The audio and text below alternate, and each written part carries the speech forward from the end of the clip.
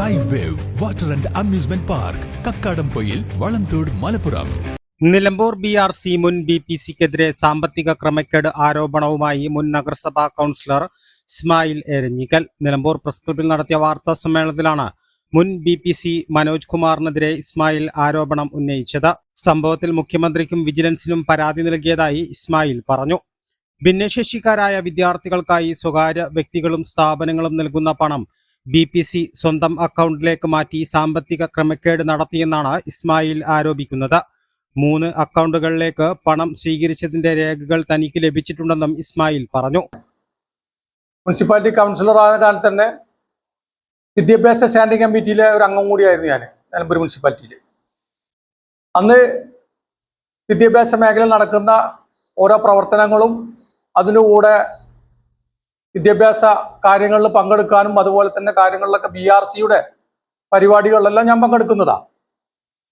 അന്ന് മുതലേ BRCയിലെ ഓരോ കാര്യങ്ങളെ കുറിച്ച് ഞാൻ അന്വേഷിക്കുകയും അതിനുള്ളിൽ നടക്കുന്ന ഓരോ സംഭവവികാസങ്ങൾ അതിനുള്ളിൽ തന്നെ ജോലി ചെയ്യുന്ന ആളുകൾ എന്നോട് പല കാര്യങ്ങളും പറയുകയും അതിൻ്റെ അടിസ്ഥാനത്തിൽ ഇതിനെക്കുറിച്ച് കൂടുതൽ പഠിക്കാൻ വേണ്ടി ഓരോ കാര്യങ്ങൾ ഞാൻ ഇതിനെക്കുറിച്ച് മനസ്സിലാക്കാൻ വേണ്ടി പോയി.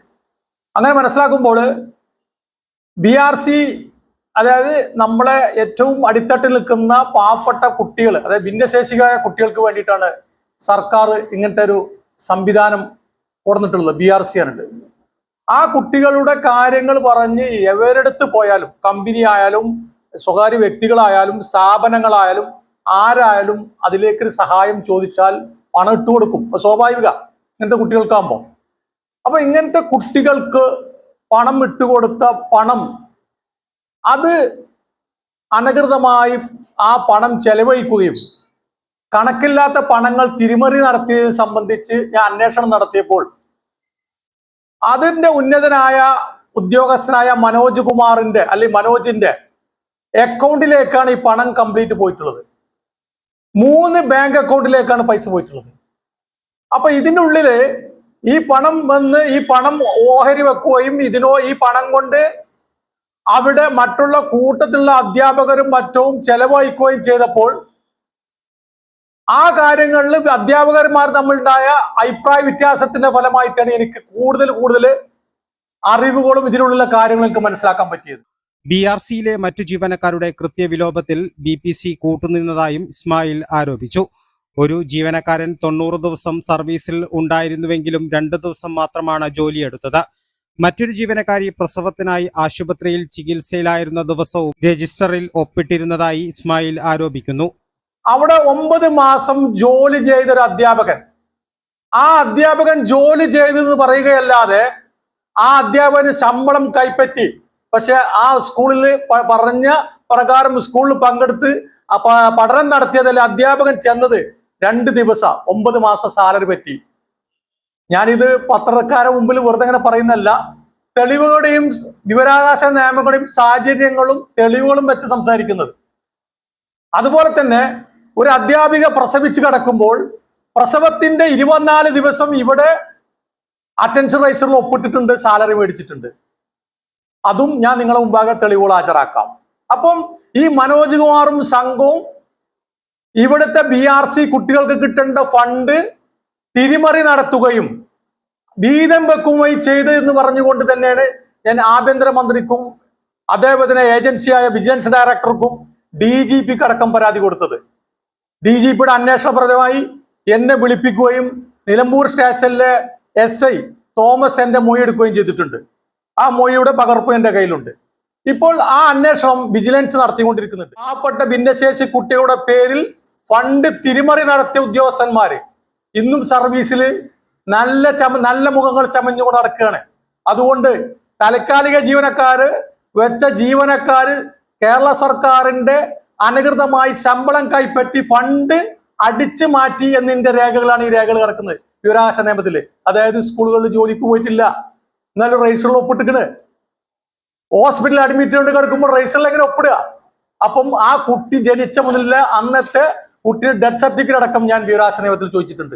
എല്ലാ രേഖകളും വെച്ച് സംസാരിക്കുന്നത്. അതുകൊണ്ട് ഇങ്ങനെ ജനങ്ങളെ കബളിപ്പിച്ചുകൊണ്ട് പാവപ്പെട്ട ഭിന്നശേഷി കുട്ടികളുടെ ഫണ്ട് അടിച്ചു മാറ്റിയ ഒരു ഉദ്യോഗസ്ഥനും നല്ലതിൽ പോകാൻ പാടില്ല എന്നാണ്.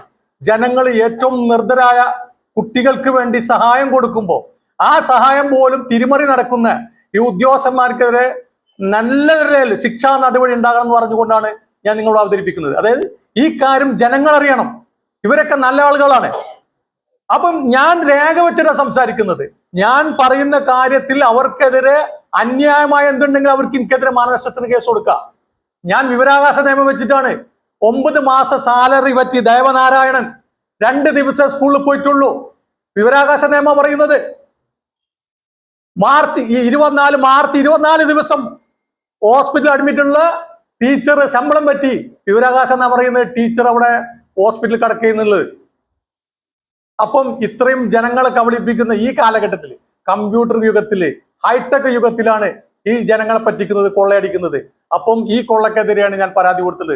അപ്പം അന്വേഷണം നടക്കുന്നുണ്ട്. ഈ അന്വേഷണം ഊർജിതമാക്കിക്കൊണ്ട് തന്നെ കട്ടപ്പനയിൽ ചെയ്ത മാതിരി ഈ ഉദ്യോഗാർത്ഥികളെ സസ്പെൻഡ് ചെയ്ത് അന്വേഷണം നടത്താനാണ് എനിക്കെന്റെ ആവശ്യം. അതേസമയം ഇസ്മായിൽ എരഞ്ഞിക്കലിന്റെ ആരോപണങ്ങൾ തീർത്തും അടിസ്ഥാനരഹിതമാണെന്ന് മുൻ BPC മനോജ് കുമാർ പ്രതികരിച്ചു. ഒരു സ്പെഷ്യൽ എഡ്യൂക്കേറ്റർ മറ്റൊരു സ്പെഷ്യൽ എഡ്യൂക്കേറ്റർക്കെതിരെ നൽകിയ പരാതിയിലെ നടപടികളാണ് തനിക്കെതിരെ ആരോപണങ്ങൾ കെട്ടിച്ചമയ്ക്കാൻ കാരണമെന്ന് അദ്ദേഹം പറഞ്ഞു. A+ vision, Nilambur.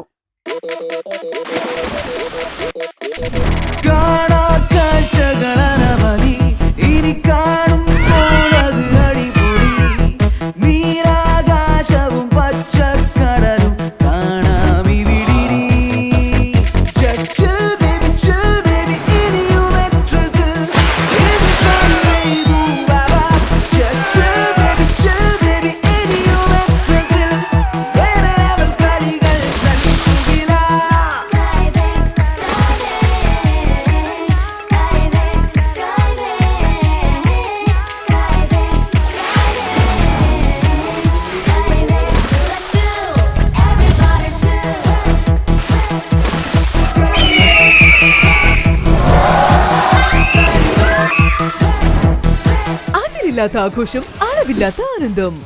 Skywave amusement park, Kakkadampoyil, Malappuram.